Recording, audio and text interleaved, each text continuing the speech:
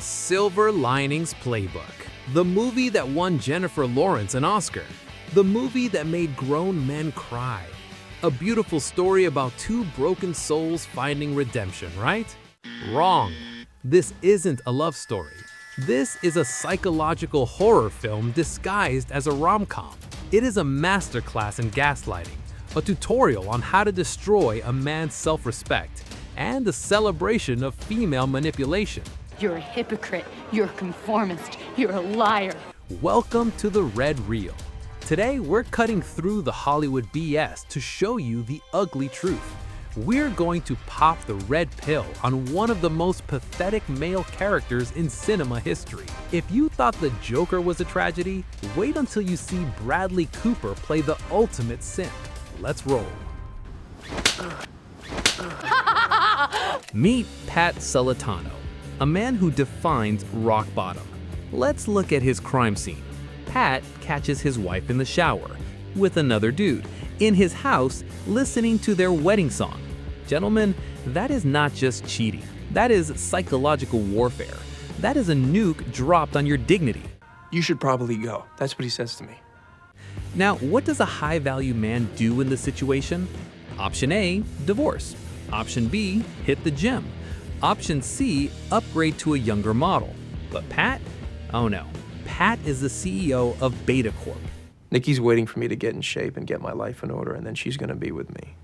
After 8 months in a mental institution, his only goal in life is to win her back. Are you joking? Let that sink in. The woman who destroyed his life, humiliated him, and traumatized him is now the goddess of his universe. That's true love. He reads every boring book from her English syllabus. He starves himself. He runs around the neighborhood wearing a literal garbage bag. The symbolism is perfect, isn't it? He's wearing trash because he's treating himself like garbage. This is textbook Oneitis, the disease of obsessing over one woman who doesn't give a damn about you. She wouldn't even visit him in the psych ward, but the movie tries to gaslight us, the audience, into thinking this pathetic desperation is dedication. No, it's not dedication. It's clinical simping. I'm just the crazy with a dead husband. Enter Tiffany Maxwell, the dream girl, the manic pixie nightmare. Hollywood wants you to think she's just quirky and damaged, but here at the Red Reel, we look at the facts. Having sex with everybody in the office. Fact number 1, the body count. After her husband dies, Tiffany sleeps with everyone in her office. Not one guy, not a mistake, everyone. Men, women. The janitor? Probably. She gets fired for it. In the real world, we call this a red flag the size of China. In Hollywood, it's character depth. Hey! Whoa, hey! What the hell? Fact number 2, the hunt. She spots Pat, a mentally unstable, vulnerable man, and thinks, target acquired. She stalks him on his morning runs. She forces her way into his parents' house, and then she drops the nuke. She offers to deliver letters to his ex-wife. I can get a letter to Nikki.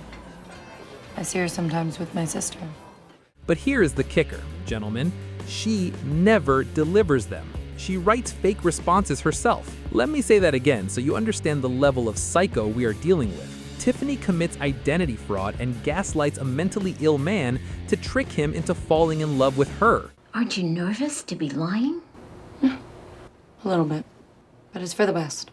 If a man did this in a movie, he'd be the villain in a Lifetime thriller. He'd be in jail. But because it's Jennifer Lawrence with big sad eyes, we call it romance. We call it fate. I call it predatory behavior. What do you mean you can't get the letter to Nikki? Because what am I getting in return? What are you doing for me?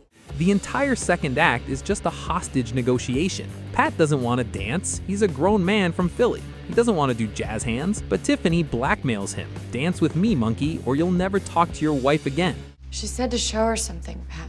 Dance could be that something. You would have never done something like this in a million years. So Pat, desperate, broken, blue-pilled Pat, agrees. He humiliates himself. He fights people to defend her honor.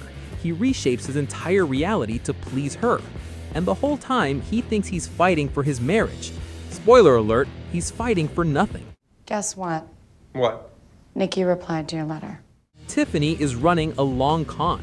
She is intentionally keeping him obsessed with his ex-wife so she can use that obsession as a leash. She is breaking him down day by day until Stockholm Syndrome kicks in. She is my friend with an F. And the saddest part? It works. By the end, Pat forgets the wife. He declares his love for his captor. Why? Because she manipulated him for 2 hours of screen time and rewired his brain. This isn't love, guys. It's trauma bonding. It's two drowning people clawing at each other, dragging each other down.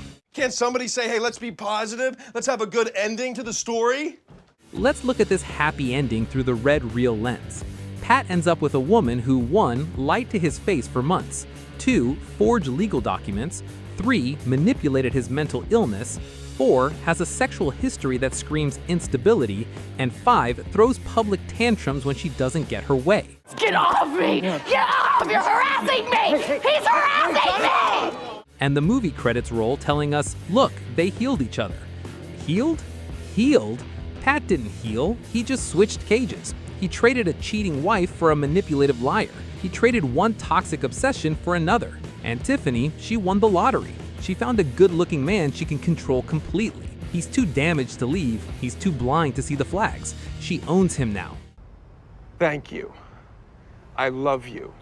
This is the ultimate female fantasy Hollywood sells you. You can be a mess, you can lie, you can cheat, you can be crazy, and the good man will still love you. In fact, he'll love you more because you are complicated. Okay, because she's sensitive and she's smart, she's artistic. This is a great girl, and you gotta be respectful to that. So what is the lesson here? What did we learn today at the Red Reel? Lesson 1, if you are a man, your pain is a joke. Obsessing over a traitor isn't pathetic, it's romantic. Lesson 2, women can commit fraud and manipulation, but if they cry afterwards, they are the victim. Lesson 3, the happy ending for a modern man is just finding a new jail cell with a slightly nicer view. What the Silver Linings Playbook made $236 million. It convinced a generation of men that being a doormat is noble. But strip away the indie music and the charm, it's a horror film about a man with no self-respect falling into the trap of a woman with no moral compass. Don't buy the ticket. Don't take the ride. And for God's sakes, don't be like Pat. Our Great War is a spiritual war. Our Great Depression is our lives. If you want the truth about movies, you're in the right place. Smash that like button, subscribe to The Red Reel, and tell me in the comments, is Pat a romantic hero or the biggest simp of the decade? Stay sharp, stay sovereign. Peace.